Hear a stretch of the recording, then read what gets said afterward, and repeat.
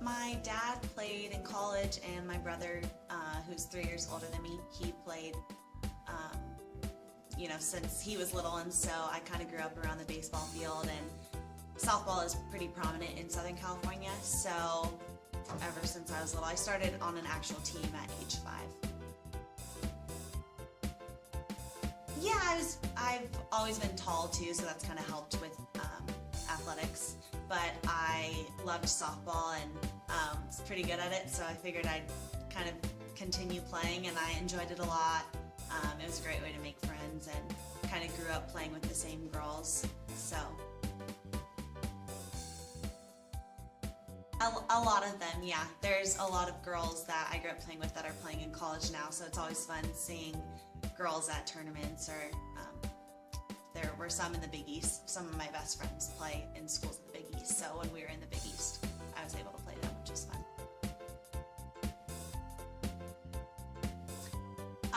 It's definitely a challenge.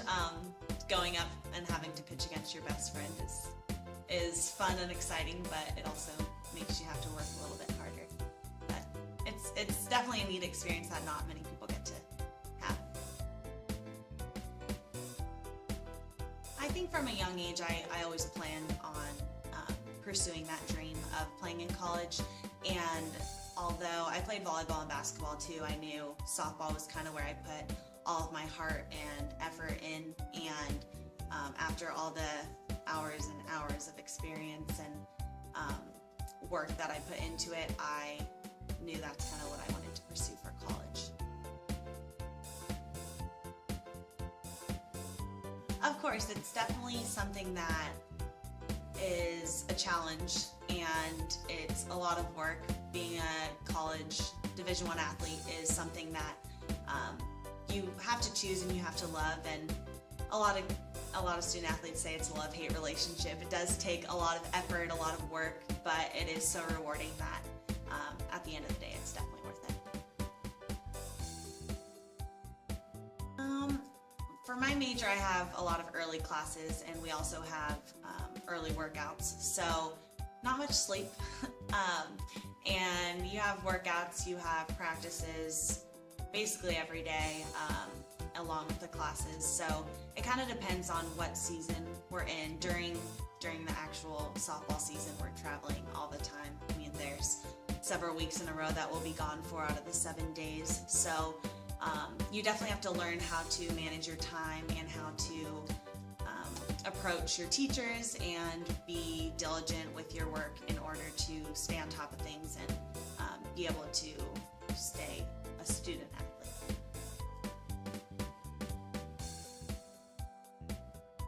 No, I mean, it's easy to wonder what life would be as a normal student, I guess, but just the camaraderie of a team and the opportunity to have, I don't know, it's just something that, it's hard to explain, but it's just something that you don't, I guess not many people get to do, and so to have the opportunity is just, I don't know, once in a lifetime, I guess. Being a student athlete, I think, just kind of sets you aside, sets you apart from other candidates for the job, because you are able to have those different qualities that you gather from being a student athlete. I think it's something that is hard to teach if you're not able to, like, if you don't have the experience. And so being able to work as a team, being able to manage time, I think that's a huge part, to know that no matter what, you're gonna get it done, whatever cost it takes, I guess, and to be able to have that ability to, I guess, work to a common goal also. I don't know if there's a one key. I think in terms of academics, I do always emphasize that academics are important. You can't just get into college by skating by high school, or and also to be able to survive as a student athlete, you do have to focus on your schoolwork, and you do have to be able to manage your time in that sense. So that is one thing I focus on. Like, don't just try and get your athletics to get you to college. It's not going to help you. It's not going to benefit you in both getting to college and getting through college. So that's, I'd say, one big thing. So I started as an engineer, and then I just decided I didn't want to be an engineer, and I decided to pursue physical therapy. But my freshman year as an engineer, I didn't really get to sleep much, and as you can imagine, and I also was having to go from practice to class, back to practice, back to, kind of switching a lot. And so everyone in the engineering program is like, you pretty much take the class with the same people, and I was known as headband girl because I was always in my Pitt gear, always with the headband. So yeah, that kind of came to mind. I met someone a couple years later who remembered me like by that, who I'd never met, but yeah.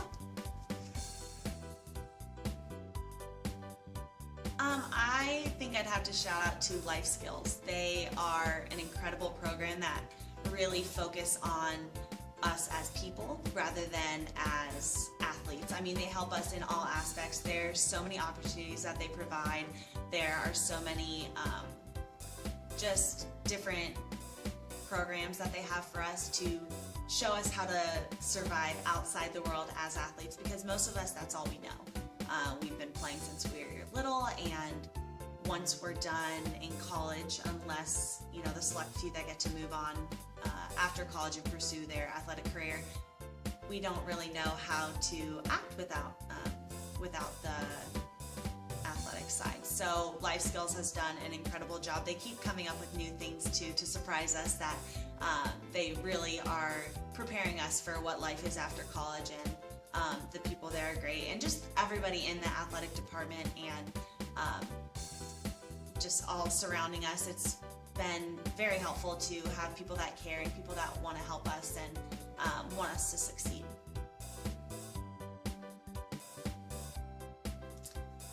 I think, we're doing well. I think it'd be awesome to come out and support, especially the Notre Dame weekend would be fun. It's a big series for both baseball and softball, and I know semester's coming to an end and everybody's kind of like getting, worn out or ready for school to be done, but take a break and come check out the teams. Hail to Pitt! Don't add that.